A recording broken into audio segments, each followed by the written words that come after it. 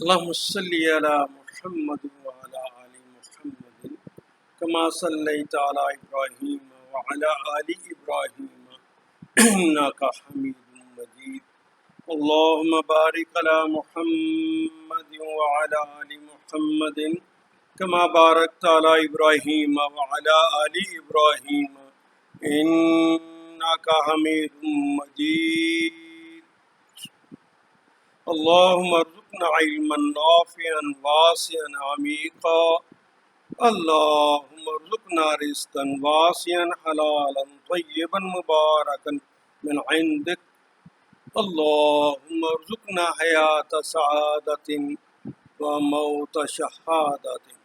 اللهم تقبل منا إنك أنت السميع العليم وتب علينا إنك أنت التواب الرحيم. وصلى الله تعالى على خير خلقه محمد وعلى آله وأصحابه أجمعين برحمتك يا أرحم الراحمين. آج ہم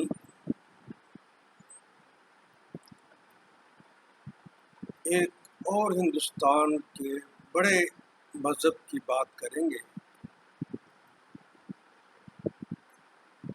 وہ ہے بدھ مت۔ بدھ مت کے بانی ہیں گوتم بدھ۔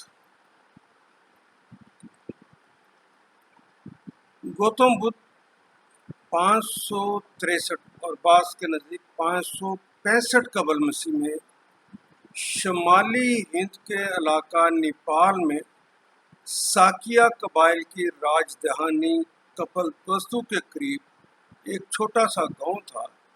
اس گاؤں جس کا نام لبینی ہے، اس میں پیدا ہوئے۔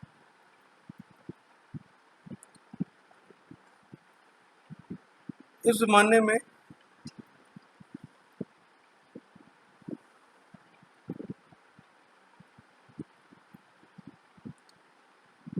ساکیا یا جسے بعض مورخ شاکیہ بھی کہتے ہیں، شاکیہ سین اور شین کا فرق ہے۔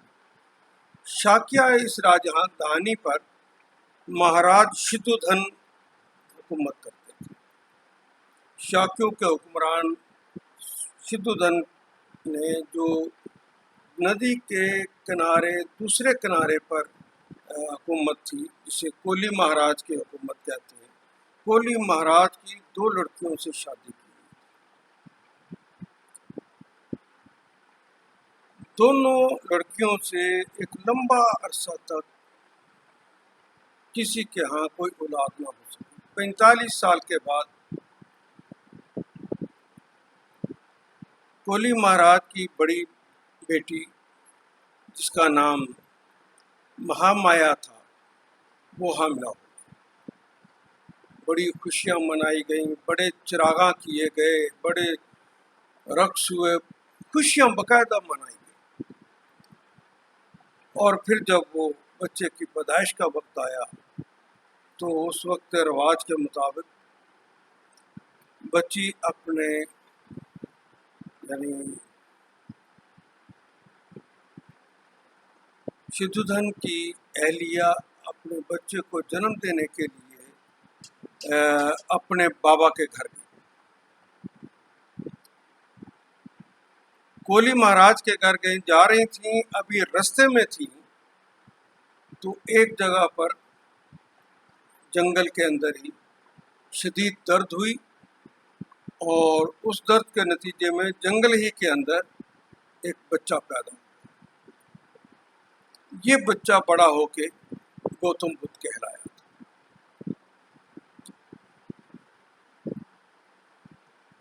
بچے کی ماں بچے کو لے کر لبینی سے، وہ اس وقت تو جنگل کا حصہ تھا، آج وہ ایک گاؤں ہے، وہ جنگل کے اس حصے میں جہاں وہ پیدا ہوئے تھے، بعد میں اشوک نے 316 کے اندر وہاں پہ بڑے پتھر لگا کر اس کے اوپر ایک نشانی بنا دی کہ یہ وہ جگہ ہے جہاں پر گوتم بدھ پیدا ہوئے۔ جب گوتم بدھ پیدا ہوئے یہ اپنے بچے کو لے کر ماں مہامایا گھر آ گئی، اپنے شوہر کے پاس آ گئی، اور شوہر کے گھر میں ابھی 7واں دن تھا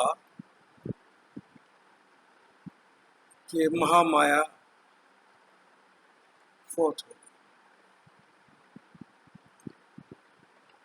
مہامایا نے کی چھوٹی بہن جو کہ شدھودن کی بیوی تھی، انہوں نے انہیں سینے سے لگایا اور پوری طرح ماں کا پیار۔ جب سے یہ آئے تھے محل کے اندر، ویسے ہی خوشیوں کا زمانہ تھا، شادیانوں کا زمانہ تھا، خیراتوں کا زمانہ تھا، بڑی خوشیاں منائی۔ ان خوشیوں کے دنوں میں ہی شدھودن نے جو اس زمانے کے جوتشی تھے ان کو بلایا اور کہا، اور ہر بڑے گھرانے کے اندر جب کوئی بچہ پیدا ہوتا تو جوتشی کو بلاتے اور سے پوچھتے کہ ہمارے بچے کے بارے میں جو آپ جانتے ہیں وہ بتائیں۔ وہ زائچے کھینچتے اور اس کے بارے میں کچھ بتاتے۔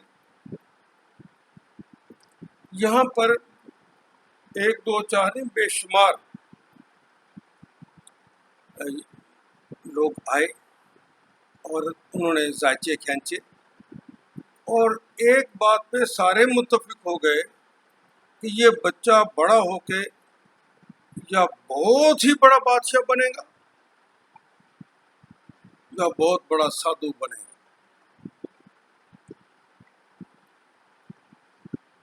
اب گوتم بدھ کا باپ تو یہ چاہے گا کہ میرا بیٹا بڑا ہو کے بہت بڑا سپاہ سالار بنے، وہ یہ چاہے گا کہ وہ بہت بڑا سپاہ سالار میرے مرنے کے بعد پھر میرے تخت کو بھی سنبھالے، وہ صلاحیتوں والا ہونا چاہیے۔ مگر بادشاہ تو بنے گا، لیکن اس بات کا بھی امکان ہے کہ وہ بادشاہ نہ بنے بلکہ بالکل ہی اس کے الٹ چلے اور وہ سنیاسی بن جائے، بہت بڑا سنیاسی۔ بہرحال راجا نے، شدھودن نے اپنے اس لخت جگر کی بچپن ہی سے ناز و نعمت سے پالا ہے، تو اس کو جب یہ جوانی کی طرف بڑھا تو اس کی بڑی عمدہ تربیت کی، فنون سپاہ گری کے اندر اسے طاق کر دی، سیاست کی مہارت انہیں سکھائی، اور ایک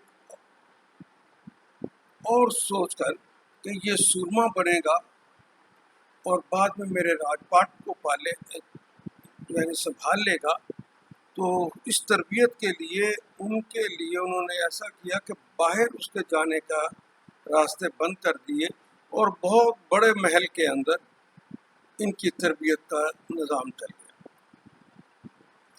یہیں وہ کھیلتے، یہیں فنون سپاہ گری سیکھتے، یہیں پر بڑے بڑے لوگ آتے اور انہیں مختلف فنون سکھاتے۔ یہ فنون سیکھتے سیکھتے سیکھتے اور مقابلہ کرتے، تیز تیر اندازی، پہلوانی، تیراکی، ان سب کے اندر وہ ماہر سے ماہر ہوتے چلے۔ ان مقابلوں میں آپ کو پتہ ہے کہ مقابلے تو کریں گے، عملاً مقابلے ہوں گے تو تبھی جا کے اس کی تربیت ٹھیک ہوگی، تو ان کے باقاعدہ مقابلے کروائے جاتے۔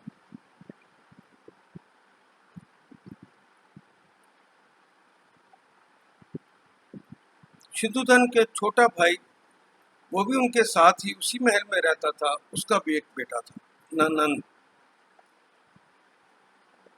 ننند بھی اسی طرح ٹریننگ حاصل کر رہا تھا، وہ بھی بہت بہادر، بہت دلیر، بہت شجاع، فن سپاہ گری کے اندر وہ طاق ہوتا گیا۔ اس کے ساتھ خاص طور پہ اس کا مقابلہ،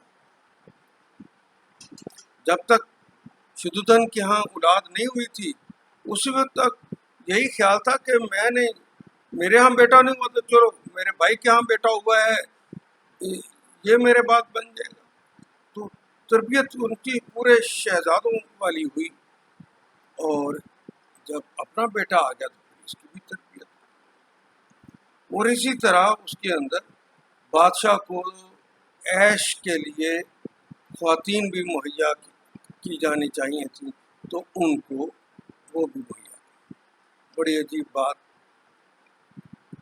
کہ فنون سپہ گری کے اندر طاق ہونے کے باوجود جب وہ گھڑ دوڑ میں جاتا تو گھوڑے کی تھکن کا احساس کرتے ہوئے پیچھے رہ جاتا اور ہار جاتا، تلوار زنی کرتے ہوئے بھی کسی کو تکلیف نہ ہو جائے ہار جاتا۔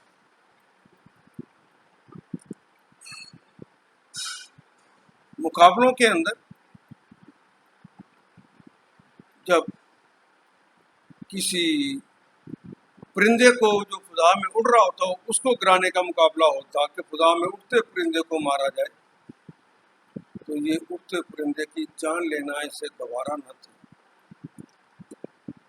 اس کو اچھا نہیں سمجھتا۔ ہاں البتہ بچپن میں ان کی پھپھو کے ایک دفعہ گھر میں آئی تو اس وقت ان کی جو بیٹی تھی ان کے ساتھ یہ کھیلتا ہوا بڑا خوش تھا، یہاں اس کی خوشیوں کا اظہار ہوا، لیکن اس کے بعد وہ کافی سنجیدہ رہنے لگا۔ ان کی خدمت کے لیے ان کا ایک خادم تھا جس کا نام چین تھا۔ چین ان کی ہر طرح کی ضروریات کو پورا کرنے کا مکلف تھا، تو وہ کرتے کرتے چین جو کوئی عمر میں بھی بہت بڑا نہیں تھا، نوجوان آدمی تھا، اس کو خدا سے محبت ہو گئی اور خدا کی اس نے جی بھر کے خدمت۔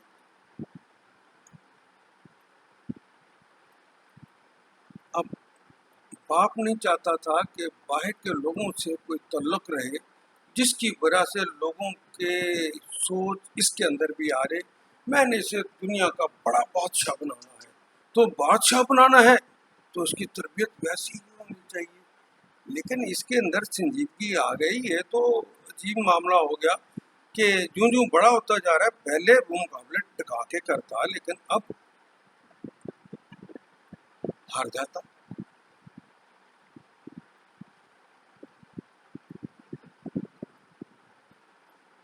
ایک دن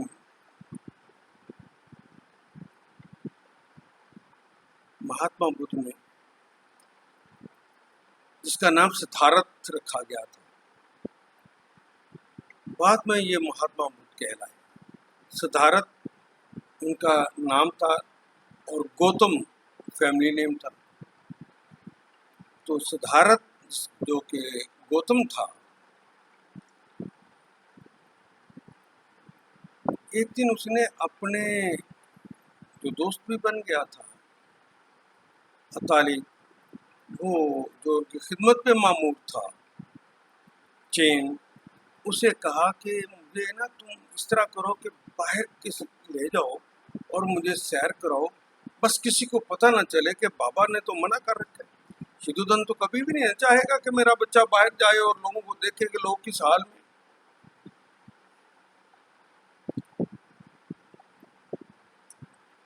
اس نے کہا چپ کر کے مجھے کسی وقت تم باہر لے جاؤ اور کسی کو پتہ نہیں چلنا چاہیے۔ اس وقت تقریباً یہ سمجھیے کہ 19-20 سال کا یہ نوجوان تھا، تو راستے میں اس نے ایک بوڑھا شخص دیکھا، چہرے پر جھریاں، غربت اور افلاس اس کے چہرے سے ٹپک رہی ہے اور کمزوری ہے۔ اس بوڑھے کو دیکھ کے یہ تو بڑے ہی پریشان ہو کے واپس آ گئے اور دن بھر سوچتے رہے کہ کیا زندگی،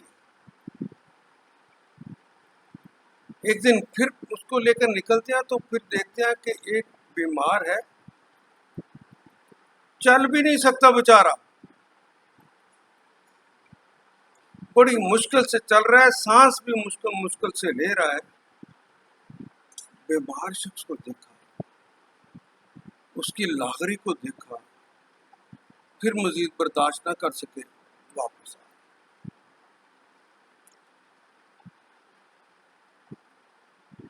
پھر ایک دن باہر نکلے تو ایک جنازہ جاتے ہوئے دیکھا، تو یہ کیا ہے؟ وہ تو ایک محل میں رہتے تھے، انہوں نے کیا خبر کہ اندر باہر کیا ہو رہا ہے، کوئی مر جاتا ہے اس طرح جنازہ جاتا ہے، یہ تو انہیں پتہ ہی نہیں تھا۔ شمشان گھاٹ جا کے ہی اس کو جلایا جانا، تو اٹھا کر جب لے کر جا رہے ہیں، پوچھا یہ کیا؟ تو اس دن جو بیمار اور بوڑھا دیکھا تھا وہ مر گیا ہے، اب اس کا جنازہ جا رہا ہے۔ یہاں پر سنجیدگی اور زیادہ ہو، وہ غور فکر کرنے لگ گئے، کیا یہی زندگی ہے اس کے باہر؟ میں تو اس سے واقف ہی نہیں ہوں، اس کے اندر جو کچھ ہو رہا ہے۔ اس کا مطلب کہ پیدا ہوا، جوان ہوا، بیمار ہوا، کمزور اور لاغر ہوا، پھر مر گیا، بس یہی زندگی ہے۔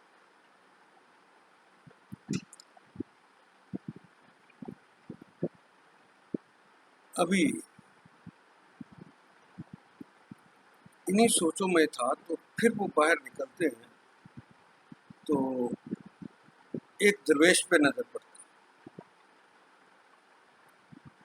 درویش پہ نظر پڑی تو اس کے چہرے پہ نور اور اطمینان دیکھ کر بہت خوش ہوئی۔ پوچھا یہ کون؟ کہ یہ سنیاسی، یہ اللہ والا، اور اس کے چہرے پہ وہ حرص اور لالچ کی بجائے کنات ٹپک رہی تھی۔ ان کو دیکھ کر بڑے مطمئن ہوئے، واپس گھر میں آئے، سوچتے رہے۔ باپ نے ان کی اس حالت کو دیکھا تو چاہا کہ اس کی شادی کروا دی۔ جب شادی کروا دی تو شادی کروانے کے 10 سال تک یہ شادی بھی وہ جو میں نے بتایا نا کہ بچپن میں پھپھو کی بیٹی آئی تھی، تو یہ ماموں زاد اور پھپھو زاد بچپن میں بہت کھیلتے تھے، ایک دوسرے سے بڑا پیار کرتے تھے، اور اس کا نام تو یشودھرا تھا، یشو اسے وہ بچپن میں کہتے تھے، اور پھر آہستہ آہستہ بدھا نے اسے گوپا کہنا شروع کیا جب کھیلتے تھے۔ تو جب یہ بھی بڑی ہوگی اور ادھر بڑی اس کے اوپر سنجیدگی آ گئی، تو اس کے باپ نے کہا کہ میں اپنی بہن سے رشتہ مانگتا ہوں۔ تو وہ رشتہ لیا، ان سے شادی کی، اور شادی کی تو دونوں میاں بیوی بڑی محبت سے رہے۔ اس یہ سنجیدگی کے اندر فرق تو آیا، لیکن وہ سوچ نہیں ختم ہوئی، سوچ بڑھتی، اور اوپر سے 10 سال ہوئے کوئی بچہ نہیں ہوا۔ 10 سال کے بعد اللہ نے بچہ دیا۔ اس وقت یہ باہر نکل کے ایک ندی کے کنارے بیٹھے ہوئے تھے، اور اس درویش کے بارے میں سوچ رہے تھے کہ دنیا تو اتنی دکھی ہے، اور اس کے چہرے پہ اتنا اطمینان کیسے؟ پھر ایک دن باہر نکلے تو دیکھا کہ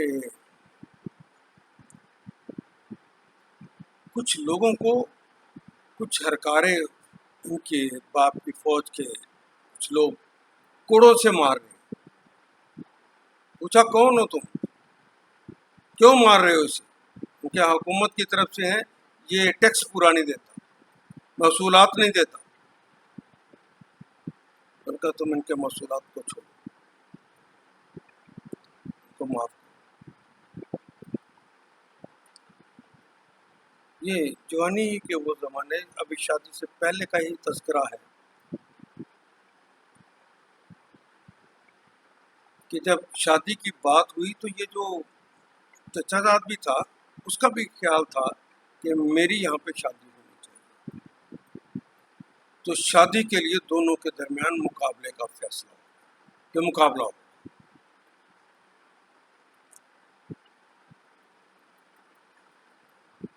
مقابلے سے 4-5 دن پہلے کی بات ہے یا 3 دن پہلے کی بات ہے کہ چین کے ساتھ وہ باہر گئے ہوئے تھے، تو ایک بڑی جو بیل گاڑی ہوتی ہے، بیل گاڑی کے اوپر سامان لدا ہوا تھا، اور بارشوں کی وجہ سے زمین میں کھڈے سے بھی پڑے ہوئے تھے، تو اس کا نکلنا مشکل تھا۔ جو جانور تھے وہ تو پورا زور لگا رہے تھے، لیکن جب تک پہیے کو گھمایا نہیں جائے گا، اور پہیے آج والے تو نہیں تھے، ٹائر والے تو نہیں تھے، وہ تو لکڑی کے پہیے ہوتے، تو ایک کھڈا سا بنا ہوا تھا، اس کے اندر وہ پہیا پھنسا ہوا تھا۔ شہزادے نے پورا زور لگا کر اس کو آگے کرنا چاہا، تو وہ بڑا ذرا گہرا تھا، وہ پوری طرح نکل نہ سکے، پھر واپس پلٹا تو ہاتھ نیچے آیا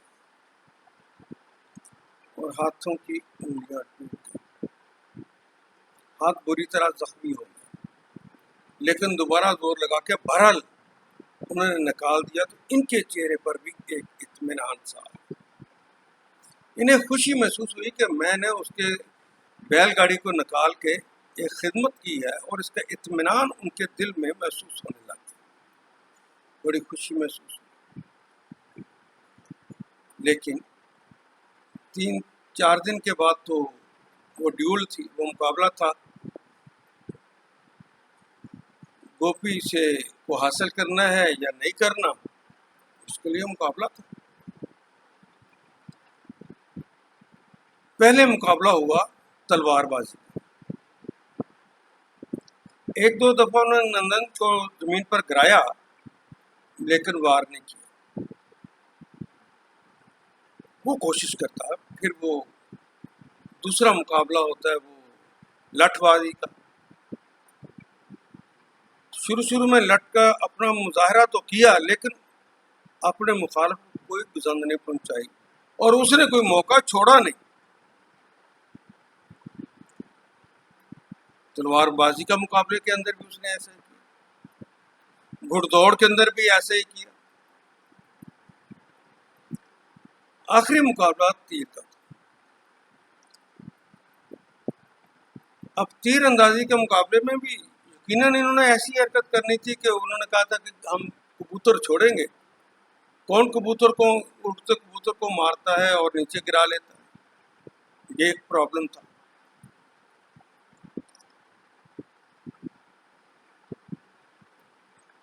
ان کے اتالیق، صدارت کے اتالیق نے ان کے پاس آئے اور کہا، اگر تو اپنی طبیعت اور مزاج کی وجہ سے اس قدر پریشان ہو چکا ہے کہ جان بوجھ کے تو ہارتا ہے، تو جان بوجھ کے ہار کے اپنے مزاج کو تو مزہ دے لیتا ہے، لیکن اپنے استاد کے ساتھ توہین بھی کر رہا ہے۔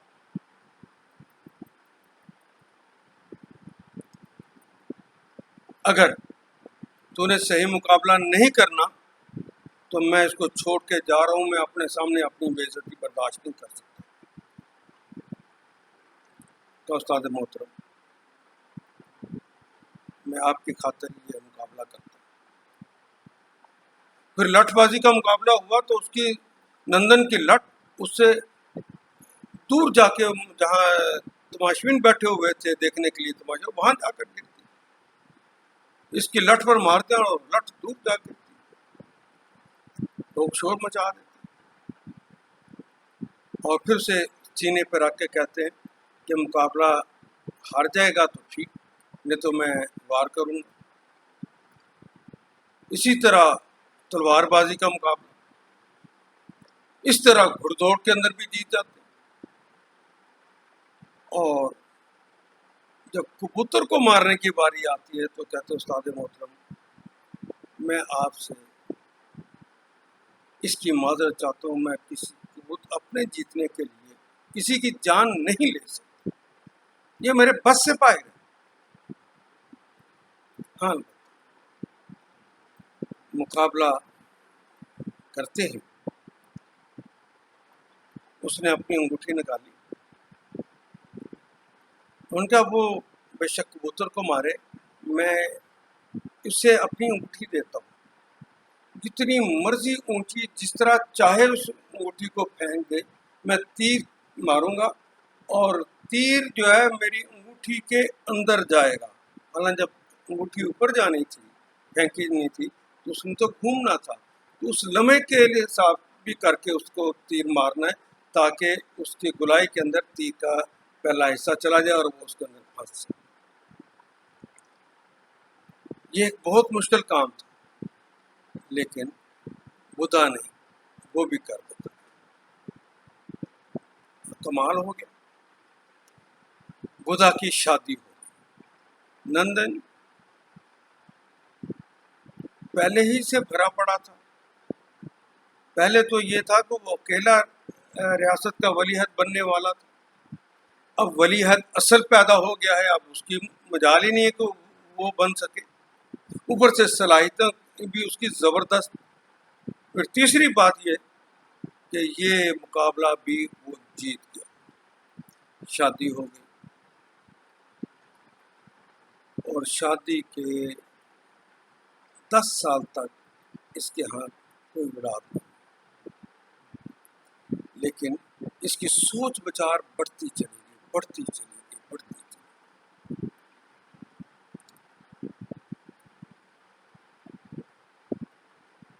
ایک دن انہوں نے دیکھا کہ شمشان گھاٹ کی طرف جانے کی بجائے ایک جنازے کو لوگ دریا کی طرف لے کر جا رہے ہیں، اور کیا دریا کے کنارے رکھ کر وہ اس کے اندر پھینکنے لگے۔ پوچھا یہ اس میں کیوں پھینکنے لگے؟ کہ یہ بہت غریب ہے، یہ بیچارے لکڑی اور اس کا ایندھن، دیسی گھی اور یہ ساری چیزیں وہ جو کہ نہیں اکٹھی کر سکتے، غریب لوگ ہیں، تو اس کے لیے ان کے پاس یہی حال ہے کہ اس کے اندر اسے پھینک دیا جائے۔ تو اس نے کہا نہیں، یہ میری طرف سے ہوگا، اور انہوں نے اس کے جلانے کا بندوبست کروا دیا۔ اس طرح کے کام کرتے کرتے ایک دن اسی ندی کے کنارے بیٹھے ہوئے تھے،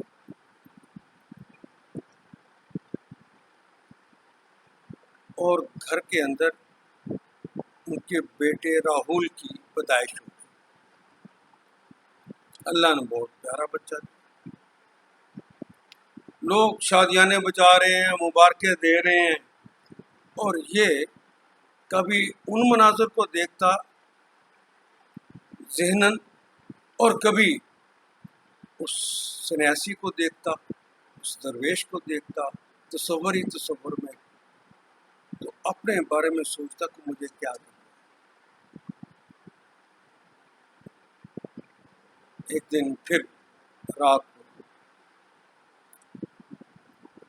چین سے کہا کہ میری سواری کا بندوبست کرو، کسی کو پتہ نہ چلے، ہم اندھیرا ہوگا تو یہاں سے نکلیں گے۔ اندھیرا ہوا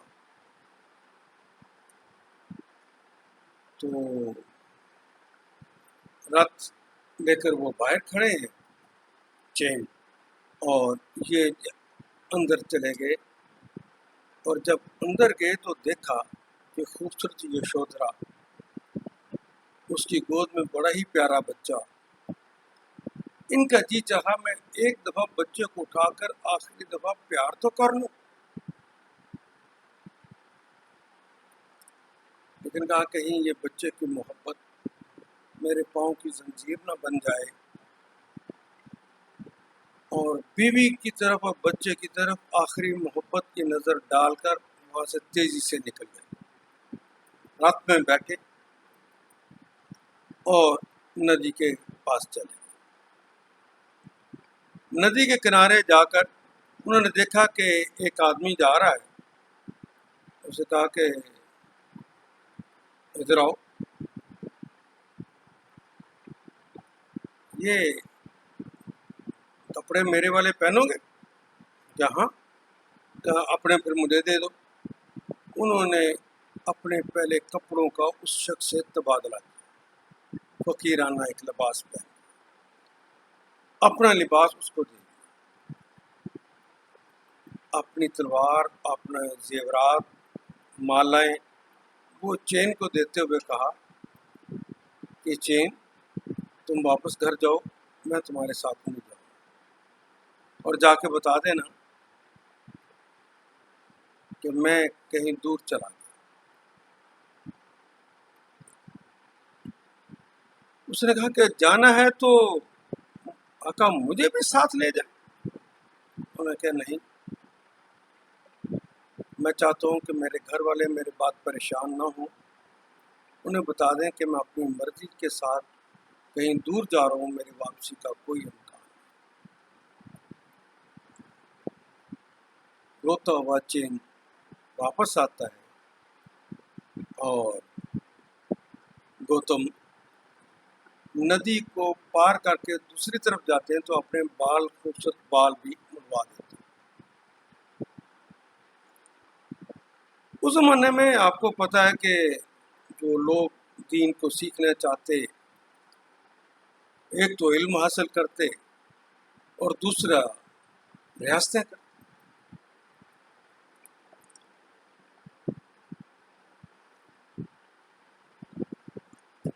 وہ باہر جب وہاں سے گئے تو جنگلوں کی طرف نکل گئے۔ اس کے آگے جنگلوں میں ایک، جسے آج کے زمانے میں گیا کا علاقہ کہتے ہیں،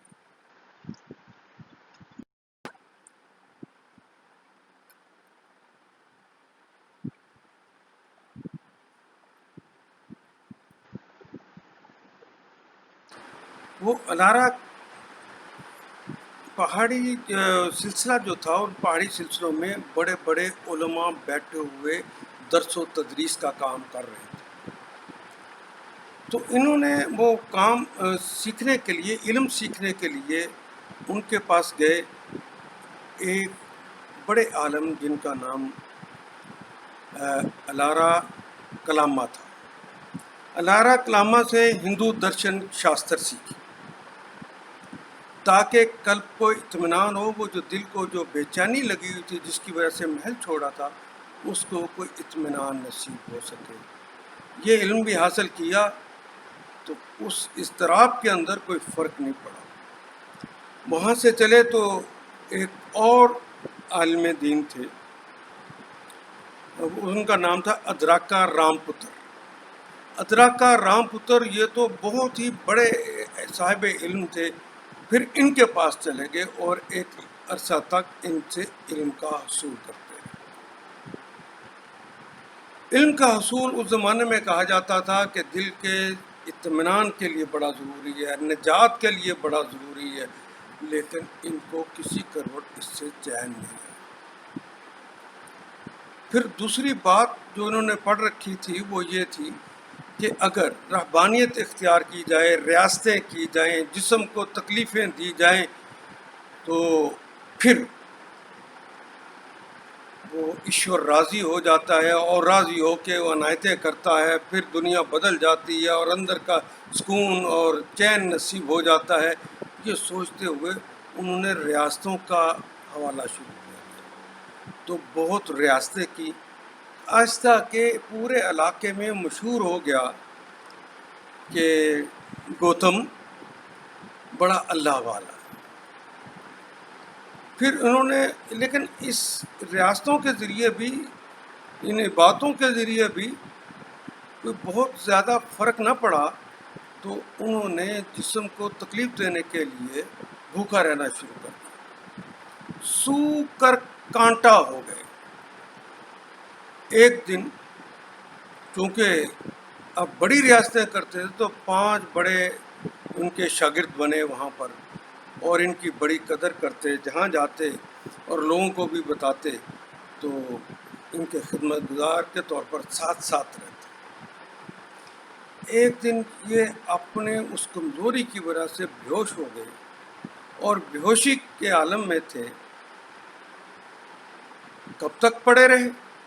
جب ہوش آیا تو پھر سوچا، نہ تو وہ علم فائدہ دیا جو میں ان لوگوں سے سیکھا ہے، کتابی علم نے فائدے کی بجائے الجھنیں بڑھا دی۔ میں نے ریاستیں کی، میں نے عبادتیں کی، میں نے مشقتیں کی، جسم کو تکلیفیں دی، وہ روشنی جس کی تلاش میں نکلا ہوں وہ ملی تو نہیں۔ تو یہاں وہ فیصلہ بھی کر رہے تھے کہ میں اب کچھ کھاؤں پیوں تاکہ اس سے تو کچھ حاصل نہیں ہوگا، اب کوئی اور رستہ اختیار کروں، اس پہ سوچ بچار کر رہے تھے۔ اتنے میں ایک لڑکی کی نظر پڑی، اس نے دیکھا کہ سوکھ کر کانٹا ہو گئے ہیں اور اس میں لال ہے، اٹھ بھی نہیں سکتے، تو وہ قریب گئی اور کہا بابا جی اگر میں کچھ پیش کروں کھانا تو آپ کھائیں گے؟ میں نے آج کھیر خود بنائی ہے، اگر آپ اجازت دیں تو میں آپ کو کھیر کھلا دوں۔ تو کہنے لگے کیا تیری یہ کھیر میرے بھوک کا علاج کر لے گی؟ یعنی ان کی مراد یہ تھی کہ وہ جو تشنگی ہے، وہ جو تڑپ ہے، وہ جو بے چینی ہے، اس کا علاج کر لے گی۔ لیکن وہ کھیر لے کر آئی، انہوں نے پوچھا تمہارا نام کیا ہے؟ کہا سجات۔ سجات مجھے کھلاؤ۔ تو پھر سجات نے انہیں وہ کھیر کھلائی۔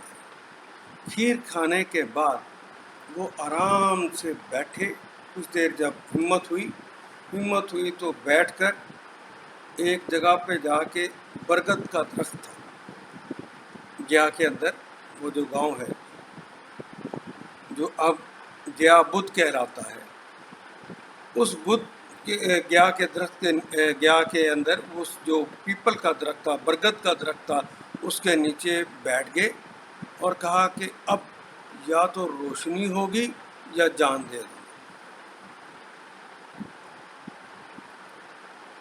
اور بیٹھ کر یہ خاص انداز میں آلتی پالتی مار کے بیٹھ گئے اور اپنے گھٹنوں پر اپنے ہاتھ رکھ لیے، جسے آسن کہتے ہیں، وہ کر کے کہا کہ اب تو تیرے ساتھ لو لگائی ہے، تو میرے دل کو روشنی عطا کر۔ تو جب بھی کوئی آدمی روشنی کی تلاش میں نکلتا ہے تو اللہ مایوس تو نہیں کرتا، لیکن امتحانات تو ہوتے ہیں۔ ان کے بھی کئی طرح کے امتحانات ہوتے ہیں۔ کبھی انہیں شیطان عورتوں کی خوبصورت عورتیں دکھاتا اور وہ کہتی کہ ہمارے ساتھ آؤ، اپنی خواہشوں کو پورا کرو، اور ایسی تو تمہیں جنت میں بھی نہیں ملیں گی، اور وہ انتہائی خوبصورت عورتیں۔ تو وہ انہوں نے نظر اٹھا کر نہ دیکھا اور کہا کہ شیطان مردود، تجھ سے پیچھا چھڑانے کے لیے ہی تو یہاں پر آیا ہوں، تو ابھی تک میرا پیچھے پڑا ہوا ہے۔ پھر شیطان نے دوسرا روپ دھارا اور اس نے دوسرا حملہ کیا اور کہا کہ دنیا کے سارے بادشاہ اور ساری حکومتیں میرے قبضے میں، جس کو میں چاہتا ہوں دیتا ہوں، جس سے چاہتا ہوں میں چھین لیتا ہوں۔ میں تمہیں بھی دنیا کی حکومت دینا چاہتا ہوں، تم میرا ساتھ دو۔ ان کا مردود، میں تو اپنے چین اور سکھ کے لیے آیا ہوں، میں تو وہ کام کرنا چاہتا ہوں بھوکا رہ لوں، میں تو اپنا راج پاٹ چھوڑ کر آیا ہوں، فقیر بن گیا ہوں، میں تو اس کو راضی کرنا چاہتا ہوں، وہ میرے دل میں روشنی کرے۔ پھر انہیں ڈرایا گیا، دھمکایا گیا۔ جب وہ ان سے پاس ہوئے تو پھر اللہ نے وہ روشنی عطا فرما دی، اور وہ روشنی یہ ملی کہ اگر تو اپنی خواہشوں کو معدوم کر دے تو تیری ہر خواہش کو تیرا رب خود پورا کر دے. اور یہ جو دنیا کی خواہشیں ہیں یہ بڑی چھوٹی ہیں، ہمیشہ کی خواہشیں تیری پوری کر دے. اس پر ان کے دل کو بڑا اطمینان ہوا، اور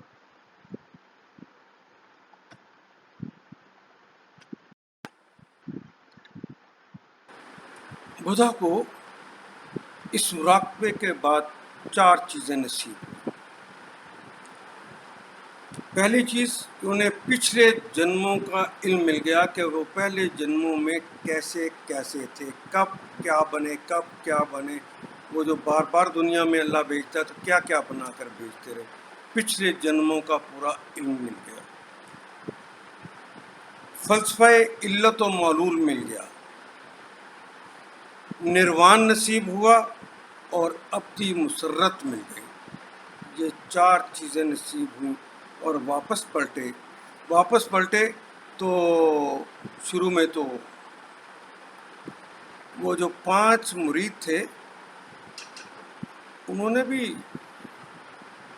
خاطر خواہ کوئی توجہ نہ دی. پوچھا کہاں سے آئے ہو، لیکن خیر سگالے کے طور پر ایک آسن وہ نیچے گدریہ سی بچھا دی اور وہ اس کے اوپر بیٹھ گئے، اور انہوں نے کہا کہ مجھے پچھلے جنموں کو دکھا دیا گیا ہے اور نروان نصیب ہو گیا ہے، اور میرے پاس اب ساری قوتیں ہیں. اب میں دنیا کو سیدھا راستہ دکھاؤں گا، اور وہ جو دکھ ہیں، وہ جو دکھ دکھتے ہیں وہ دکھ جو دکھتے نہیں ہیں وہ بھی، ان کا میں علاج کروں گا. یہ باتیں بتائیں تو پہلے تو انہوں نے توجہ نہ دی، لیکن اس کے بعد وہ 5 مرید ہو گئے. پھر ان کے بعد وہ انہوں نے مختلف علاقوں میں چکر لگائے اور اپنے دین کی تبلیغ کرنی شروع کی. جو ان کے ساتھ چلتے ان کے فلسفے کو مان کر وہ بخشو کہلاتے. بخشو اپنے آپ کو ان کے لیے وقف کر دیتے، اور پھر جہاں یہ جاتے بخشو ساتھ جاتے. جب انہوں نے پورا ایک علاقے کا چکر لگایا، سارے ریاستوں سے ہوتے ہوئے واپس جا رہے تھے ابھی راج گڑھیا میں، تو پتہ چلا کہ والد صاحب بوڑھے ہو گئے ہیں. انہوں نے یہ شہرت سنی تو کہا کہ ایک دفعہ آ کے مل جاؤ، اپنا دیدار تو کرا دو. بوڑھا باپ جاتے ہوئے تمہیں ایک نظر تو دیکھ. باپ کی اس خواہش کو پورا کرنے کے لیے وہ کپل وستو کے اپنے اس علاقے میں جہاں محل تھا اس کے باہر ایک جگہ پہ انہوں نے ڈیرا لگا کر انتظار کیا، اور پھر باپ بھی اور سارے لوگ ملنے کے لیے.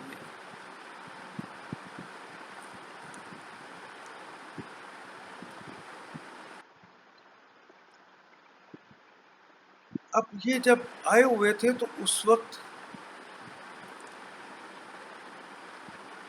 بخشو جو ہے وہ اور درویش وہ تو مانگ کے کھاتے تھے، اور لباس وہی سر ننگا ٹینٹ کرالی، سر گنجا، اور سنیاسی ایک چادر نیچے لپیٹی ہوئے، ایک چادر اوپر لپیٹی ہوئی. اس حالت کے اندر وہ لوگوں کے ہاں گشت کر رہے تھے. تو بھوک لگی تو اگلے دن وہ ایک گلی سے گزرے، اور وہاں سے یہ جا کے مانگتے نہیں، کسی گھر کے دروازے پہ کھڑے ہو جاتے، گھر والے وہ کچھ دے دیں تو لے لیتے ہیں، وہی وہ کھاتے. تو کسی گھر نے کھانا دیا اور وہ لیا. اس بات کی خبر بھی بادشاہ کو ہوگی، اور بادشاہ کا کلیجہ پھٹ گیا کہ میرا شہزادہ لوگوں سے مانگ کر کھا. لیکن بادشاہ کی اس حالت کو دیکھ کر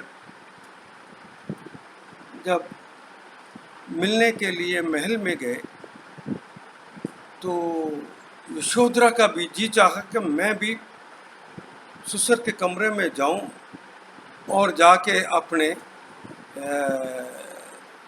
راجکمار کی شکل کو جو ترس گئی ہوں دیکھوں گا. لیکن جب گئی تو پھر ایک دم رک گئی، اپنے کمرے سے باہر نکلنے سے پہلے رک گئی کہ اگر اس کے دل میں میری محبت نہیں ہے تو پھر میں کیوں جاؤں، میری محبت کی یہ توہین ہے. وہ واپس آ جاتی، اپنے کمرے میں اس کا انتظار کرتی. باپ سے ملنے کے بعد وہ اہلیہ کو ملنے کے لیے جاتے ہیں تو اہلیہ تو دیکھ کے سر منڈا ہوا ہے، حالت خراب ہے، ایک نیچے چادر ایک اوپر چادر. اس کے دماغ کا وہ جو بستا ہوا خوبصورت سا راجکمار تھا وہ تو یہ تھا ہی نہیں. تو دل کے اوپر ایسا اثر ہوا کہ بے ہوش ہو گئی.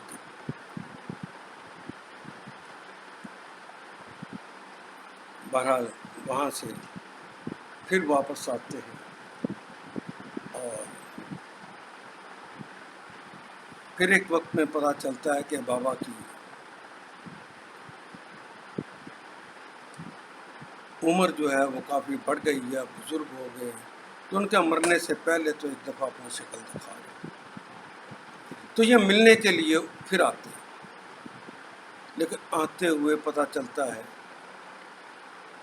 کہ ان کے آنے سے پہلے کچھ دیر انتظار کرتے کرتے وہ فوت ہو.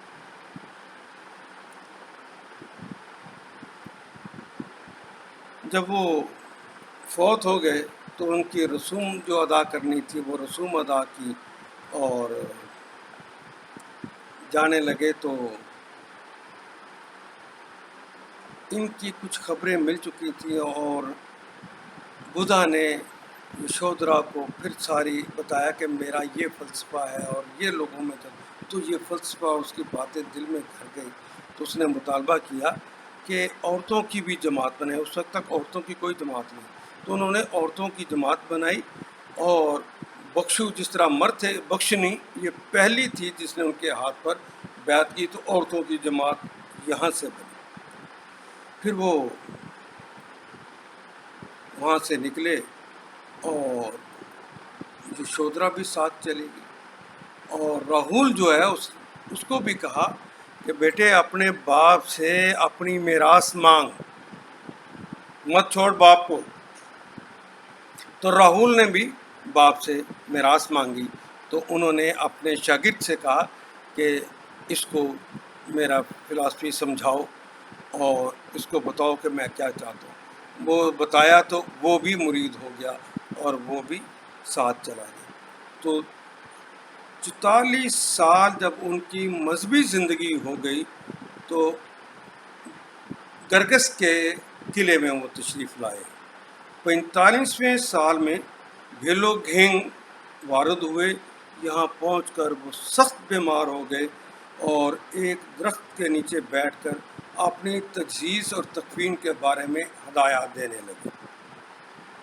اور ایک روایت کے مطابق 80 سال کی عمر میں وہ کشتی نگر ضلع گورکھپور میں ان کا انتقال ہوا تھا. لیکن دوسری روایت یہ ہے کہ وہ اس وقت انہوں نے تجہیز و تکوین کے بارے میں کچھ باتیں بتائیں اور وہ جو شروع سے ان کے ساتھ ان کا مرید لگا ہوا تھا وہ زارو قطار روتا رہا. اور اس نے کہا آخری جملہ ان کے منہ سے یہ نکلا بدھا کے کہ اے درویشو یاد رکھو دنیا کی کل اشیاء پر فنا آنے والی، کوئی چیز باقی نہیں رہنے والی. اس لیے تمہیں چاہیے کہ اپنے جذبات پر فتح پا کر حقیقی نجات حاصل کرو. اور اس کے بعد وہ ہمیشہ کے لیے خاموش ہو گئی. انتقال کے وقت بدھ کی عمر 80 سال تھی. انہوں نے 488 قبل مسیح میں نارا کے مقام پر، ایک روایت یہ ہے کہ نارا کے مقام پر وفات پائی. سرلیوس مور کے مطابق گوتم بدھ کی عمر 82 سال تھی. 80 سال نہیں تھی، 82 سال تھی جب ان کا انتقال. آپ کو ایسا اللہ نے فن دے رکھا تھا کہ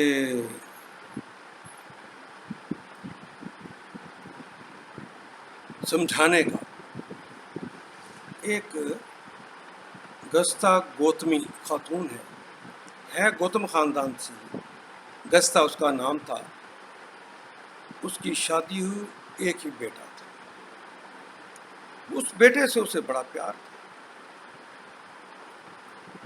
بیٹا مر گیا, چھوٹا سا بچہ تھا, مر گیا. وہ لے کر ہر حکیم کے پاس جاتی اور کہتی کہ میرے بچے کا علاج کر دو, میرے بچے کا علاج کر دو, میرے بچے کا. پاگل ہوتی جا رہی تھی. اور جو سنیاسی تھے وہ کہتے, جو حکیم تھے وہ کہتے کہ جو مر گیا ہے اس کا علاج تو نہیں ہو سکتا. وہ کہتے نہیں, میرا بچہ مجھے چاہیے, مجھے میرا بچہ دو, میرا بچہ دو, مجھے میرا بچہ دو, میرا بچہ ٹھیک کر دو, میرا بچہ زندہ کر دو. ان کے اس کا علاج ہمارے پاس نہیں ہے. ہاں البتہ تمہارے خاندان کا ہے, بدھا ہے, گوتم, تم اس کے پاس جاؤ اور اسے کہو کہ میرے بچے کا علاج کر. تو وہ گئی اور جا کے کہا کہ گوتم, کیا تمہارے پاس میرے بچے کو زندہ کرنے کا علاج ہے؟ میرے دکھوں کا کوئی علاج کر سکتے ہو؟ ہاں کروں, ضرور کروں گا. یہ وہ زمانہ تھا جب حکیم اپنے پاس دوائیاں نہیں رکھتے تھے. وہ کہتے تھے کہ دوائی ڈھونڈ کے فلاں جو جڑی بوٹیاں وہ لے کر آؤ, پھر میں اس کا علاج کروں. تو گوتم نے کہا کہ گستہ جاؤ, جا کے مجھے سرسوں کے بیج لا کے دو, اور سرسوں کے بیج اس گھر سے مجھے لا کے دینے ہیں جس گھر میں کوئی مرا نہ ہو. اگر کسی گھر کا کوئی مرا ہوا تو اس کے بیج نہیں لینے. تو وہ کئی گھروں میں جاتی ہے کہ تمہارے پاس سرسوں کے بیج ہیں؟ کہاں ہیں. تمہارے گھر میں کوئی مرا تو نہیں؟ کہ ہاں ہمارا فلاں مر گیا, فلاں مر گیا, فلاں مر گیا. تو وہ چکر لگاتی رہی اور آ کے کہا کہ گوتم, وہ تو سب کے گھروں میں گئی ہوں, سب کا کوئی نہ کوئی مر گیا ہوا ہے, میں کہاں سے لاؤں؟ کہ یہی تو تمہیں سمجھانا چاہتا ہوں, جو بھی اس دنیا میں آیا اس نے مر جانا ہے. تیرا بچہ بھی آیا اور اس نے واپس جانا ہے. یہ اس کی مرضی ہے کہ کب تک وہ زندہ رہے اور کب تک نہ رہے. تو اسے اس طرح سمجھاتے ہیں تو اس کے دل میں چین آتا ہے.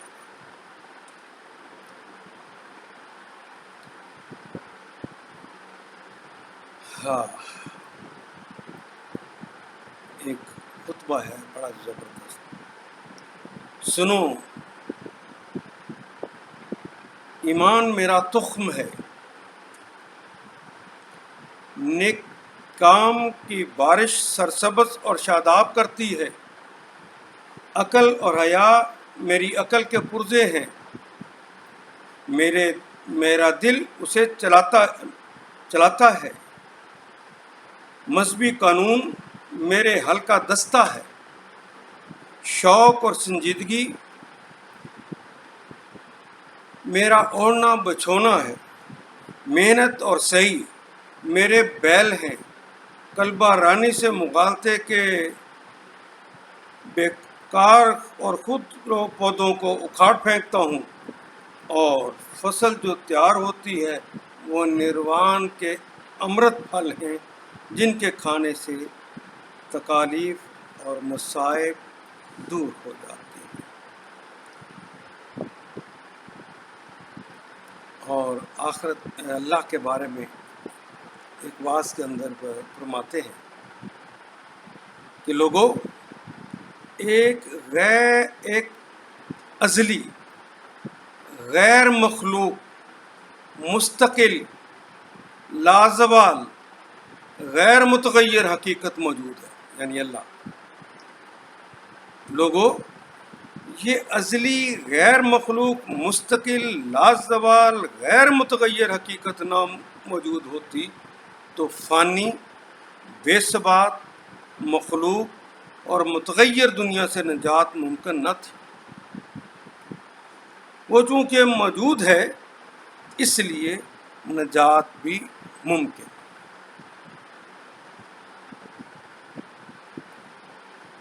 ہاں آخری بات یہ بھی بتاتا ہوں، جب نروان کا حصول ہو گیا تو گوتم بدھ نے ویدوں کو مانا، لیکن ان کی حتمی سند ماننے سے اس لیے انکار کر دیا کہ اس لمبے عرصے کے اندر اس میں بہت ساری دوسری باتیں بھی شامل ہو گئی۔